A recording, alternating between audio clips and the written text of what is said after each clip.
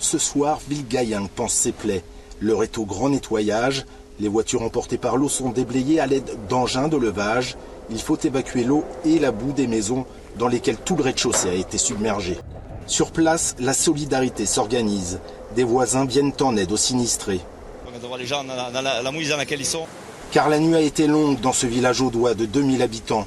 3 mois de précipitations sont tombés ici en une nuit. Certains ont cru vivre leur dernière heure lorsqu'une vague de 6 mètres a envahi les rues de la ville, balayant tout sur son passage. Les pompiers ont œuvré toute la journée. Ils ont reçu des renforts de plusieurs départements ainsi que de l'armée. Plus de 2 ans après les inondations meurtrières survenues dans l'Aude dans la nuit du 14 au 15 octobre 2018, les stigmates de cette nuit d'horreur sont toujours visibles dans la commune de Villegayenc, située au nord de Carcassonne. Le village avait été particulièrement touché.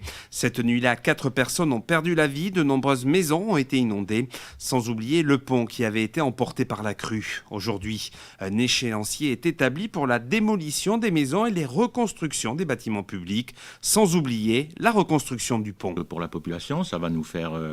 ça va être compliqué, humainement, mais je crois qu'on en a besoin aussi parce que maintenant, ça fait 2 ans qu'on voit ces maisons qui sont à moitié écroulées, le pont provisoire, bon, on a envie de passer à autre chose et ça, je pense que les premières démolitions vont faire partie de ce phénomène qui vont nous permettre de passer à autre chose, de partir sur le nouveau Villegayenc.